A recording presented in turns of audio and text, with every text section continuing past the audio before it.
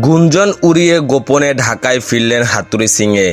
পারিবারিক কারণ দেখিয়ে শ্রীলঙ্কার বিপক্ষে চট্টগ্রাম টেস্টে ঠিক আগে দেশে ফিরে যান চন্ডিকা হাথুরু সিংয়ে। কথা ছিল তিনি জিম্বাবুয়ের বিপক্ষে সিরিজের আগে দেশে ফিরে আসবেন টাইগার হেড কোচরা ছুটিতে যাবেন, দরকারের সময় ফিরবেন, এটা খুবই স্বাভাবিক ঘটনা।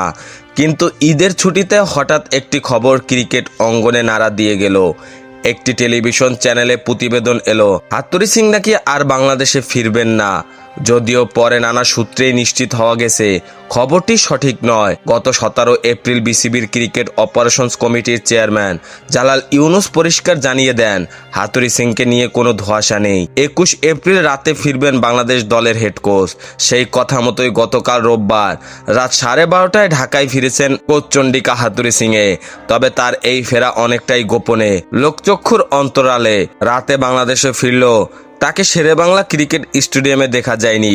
ভ্রমণ ক্লান্তি কাটলেই হয়তো দলের সঙ্গে যোগ দেবেন তিনি। খেলাধুলার সকল আপডেট পেতে আমাদের ইউটিউব চ্যানেলটি সাবস্ক্রাইব এবং ফেসবুক পেজটি ফলো দিয়ে লাইক, কমেন্ট, শেয়ার করে আমাদের সাথে যুক্ত থাকুন। ধন্যবাদ।